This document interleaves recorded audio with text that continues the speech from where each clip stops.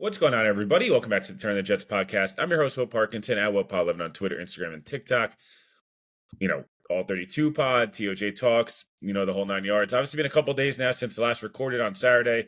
Had not gotten a Jets Patriots post-game pod out because, well, that game almost nearly broke me. And, yeah, that fucking sucked. And the Jets lay a massive egg and, against New England, which I'll get into a little bit. And I recapped it a bunch in all 32. So if you want to, kind of hear my, day of reaction, go check that out there. But, and we'll get into Jets Texans as I'm about to head over to the stadium at the moment.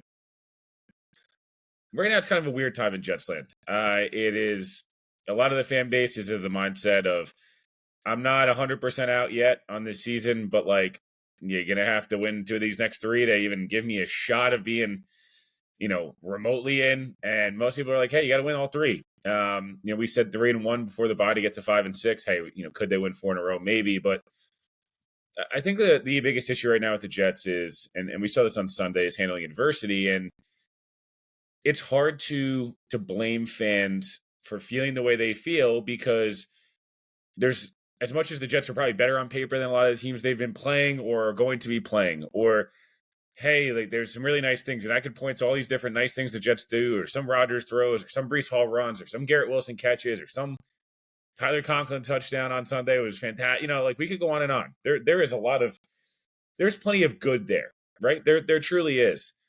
But right now, this team, I'm not sure what's been going on. It's a lot more individuals than it is a team.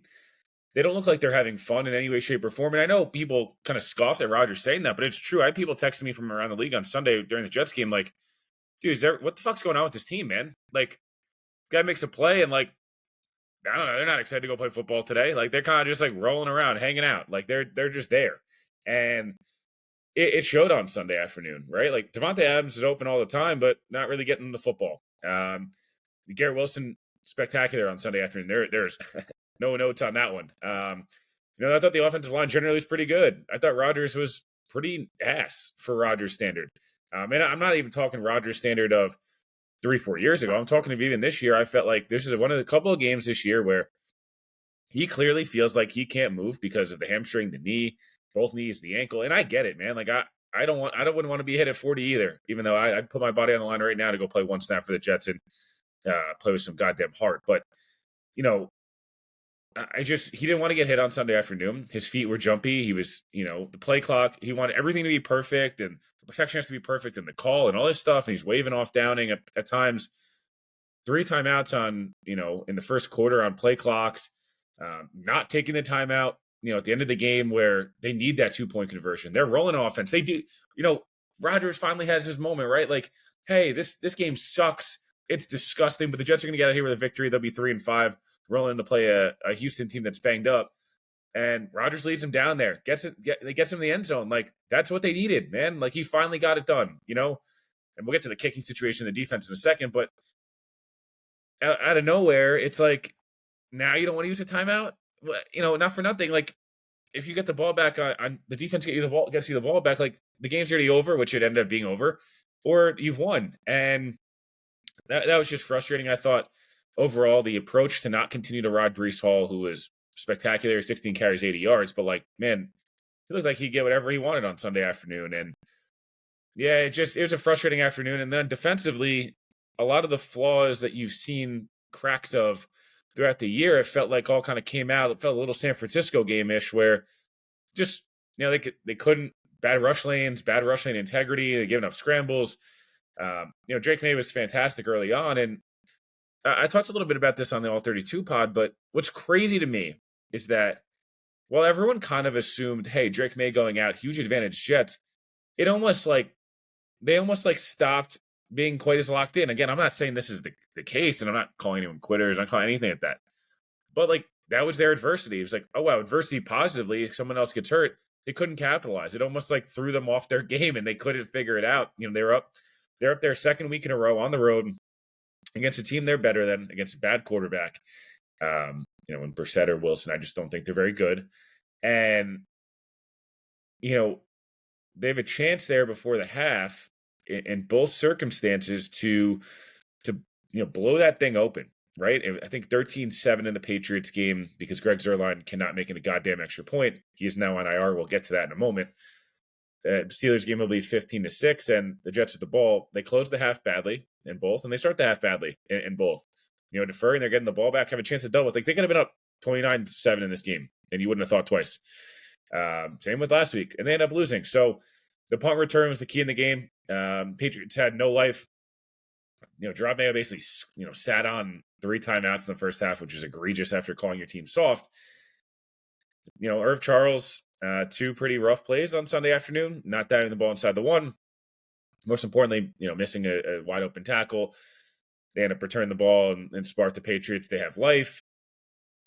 Defensively, the rush lanes, it's Clemens, it's Solomon Thomas, it's the same guys over and over again. Javian Sherwood's great. He's had a really nice year, but missed a couple huge tackles.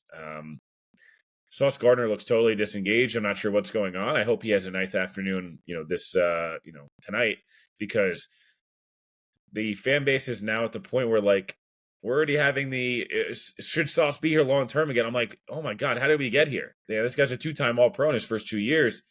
Best start to any corner's career in NFL history, right? 2 first-team All-Pros. You literally can't get better than that. So obviously concerning from that perspective. And then just giving up that touchdown on that last drive, Keyshawn Butte beating Sauce. I honestly to not get pressure on that. There were just so many things on Sunday. It was so fucking frustrating. And the Jets, if they end up figuring it out here, right? Who knows, right? They go rattle off 5 of 6. You are going to be sitting there going, how did we lose this game? We lost to this Patriots game in Denver because we could not make kicks. We could not, in Buffalo, you want to count that in there, et cetera.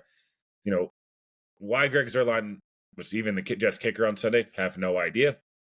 Why he was allowed to kick multiple field goals and extra points, no idea. Just a lot of self-inflicted wounds, a lot of Jets not handling adversity. And again, I want to, we'll get off this and we'll preview the Texans game right now, but just such a frustrating loss, man. They got to get it right. Have some pride. We'll see what happens tonight. And, the Vegas line has moved to the Jets are 2-point favorites, which was shocking, I think, to anybody just based on, I know the Texans are banged up. And maybe if you asked me about this game a month ago, I would have said, yeah, of course the Jets should be favored. But they won a game in a month or a month plus, I guess, really a month to, really 5-6 weeks. So, yeah, I'll be interested to see what happens. No Nico Collins. No Stephon Diggs. He's out for the year. The Texans' offensive line's really struggled. The Jets are in a spot where, they'll be missing guys like Mosley, AVT, Ashton Davis. But, hey, second week back at DJ Reed and Michael Carter, and they did really well against, Houston last year, and Zach Wilson put up whatever. That was one of his, I think it's his best ever game. And Rodgers found the fountain of youth, the cayenne pepper and water, and all these different things. If you told me the Jets went out there and won, wouldn't be shocked. Told me the Jets went out there and played a really competitive game and lost because of kicking. I'd be extremely frustrated, but it could convince me, and you could convince me, frankly, that they go out there and they get steamrolled because they're done. I'd like to see some heart, some fight, especially from this young core, man. I